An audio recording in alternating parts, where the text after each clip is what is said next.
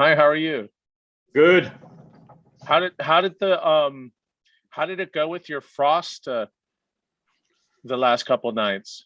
Wow, it was tough, huh? Yeah, I saw. We had a minus. It went down to -4 in some places. Was tough on the Chapelle vineyard. We went down -3, but the worst was the length of this frost was quite long. We start at 1 a.m. till 8. We had Oh -2, my -3. It was God. really quite an unusual frost, but outside that, the plateau was okay. No troubles So at all. normally, how long does the frost last? Like how many hours? It depends really. We Yeah. know that usually the frost, the worst impact are usually when the sun rise. So around 6 a.m., Okay. 5 a.m. When the sun rise, Yeah. the temperature decrease quite strongly, and then we need to eat quite more. But Yeah. the weather forecast shows that we had a big cold temperature coming from north side of Europe, going down south. And suddenly the temperature by 3 a.m. on Tuesday night decreased quite deeply with some little wind.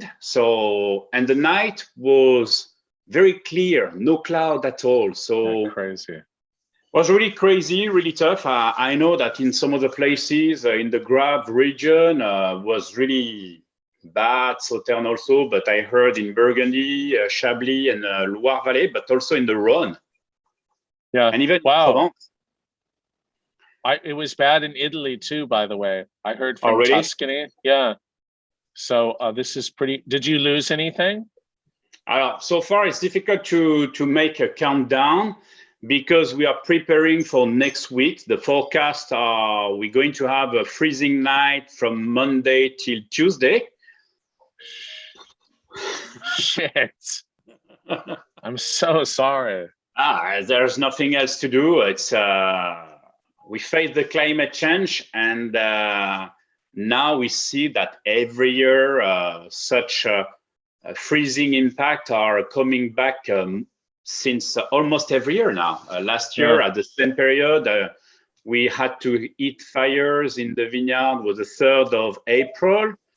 2019, we had some frost. 18, 17, of course, everybody remember that.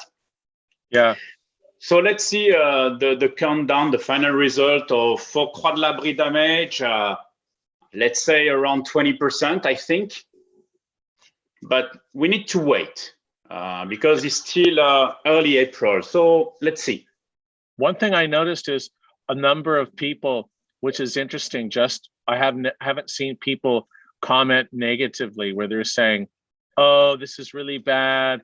All these people using pots with paraffin or diesel." Is there any other way of doing it? Well, the You have problematic fans, is water. Fans, we use fans, but even though there is in some places they had fans plus candles, but even with all of those tools, it was not enough because the temperature decreased down to 5 degrees Celsius in some places, so there is nothing else you can do. Water sprinklers, that could be the great idea, but the problematic of that is that you need to bring the water to the vineyards places. You need to have water nearby. So if you don't have any water nearby, so you need to do something else. So it's not so easy. I understand people complaining about that, but it's not only the vineyard, it's all the agriculture. It's the same matters of fact at this period of the year. I understand the environmental problems that could engage, but we talked with the neighborhoods and they understand also. It's part of our work. We need to save our production. Outside that, there is nothing else to do. Yeah. Okay. Well, anyways, good luck with next week. Well, there is nature is always well made, or sometimes not really well, but we need to fix with the nature. It's like this. Yeah. Well, bon courage. Merci, c'est gentil.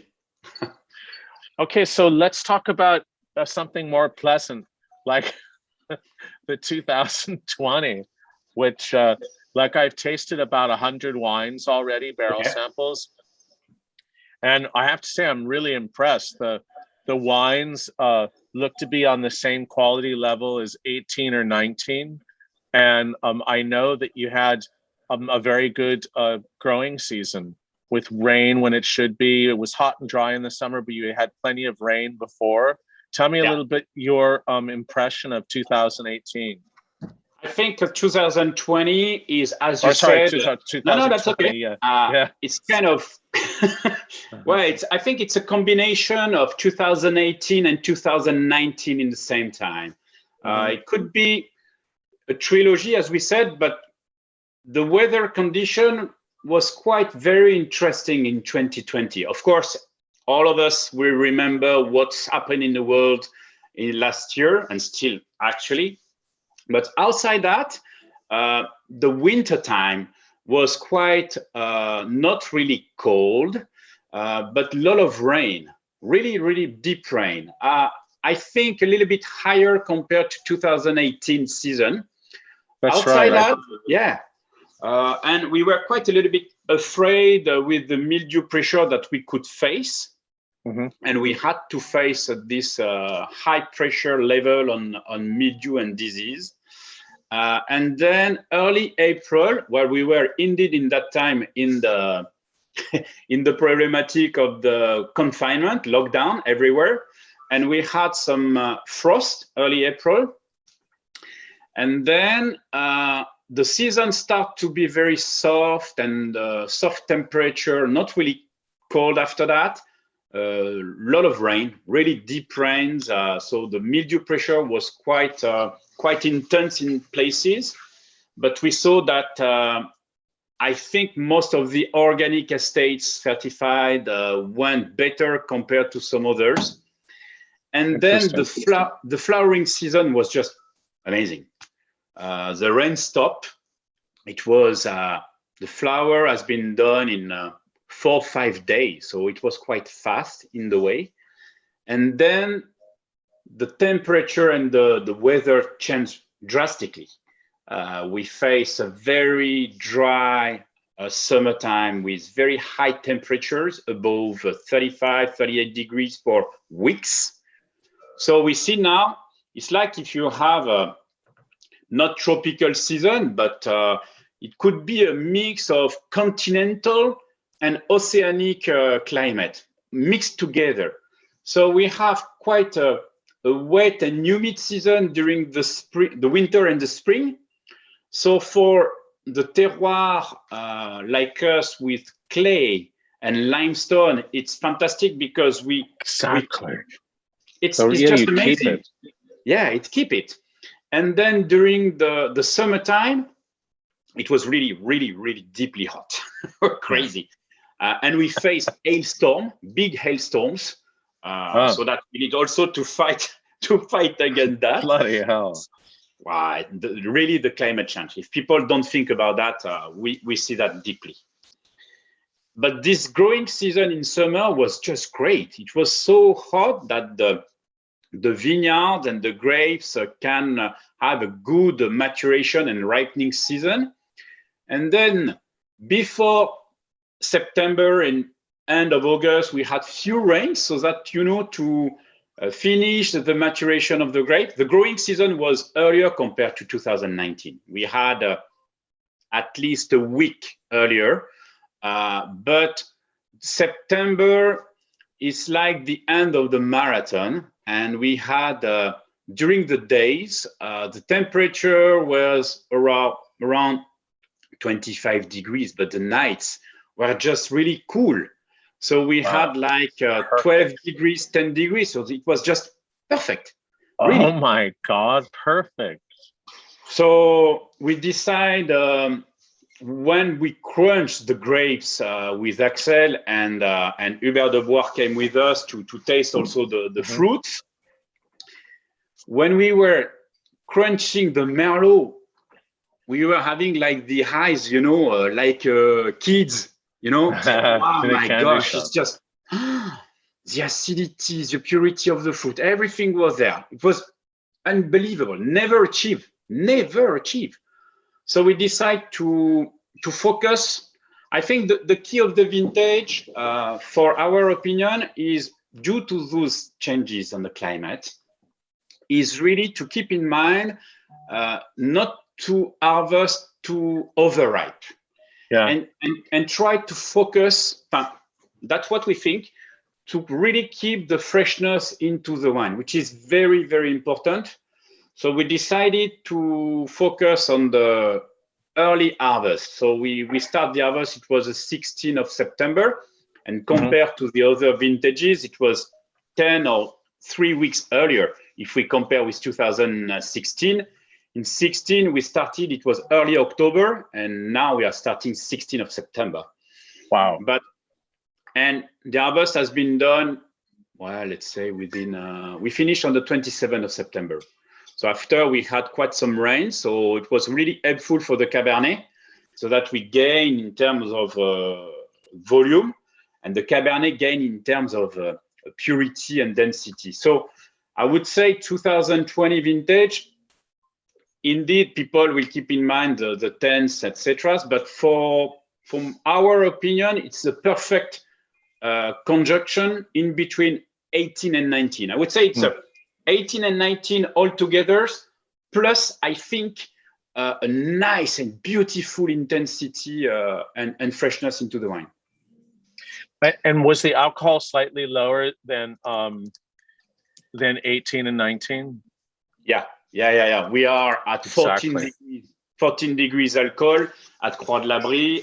The pH was around 355 as far as I remember. Wow. And the blend, wow, it's fantastic. Because I can tell you, when I already tasted the wine, and I think it's probably the best Croix de Labrie, because the 19 was a little bit richer, right?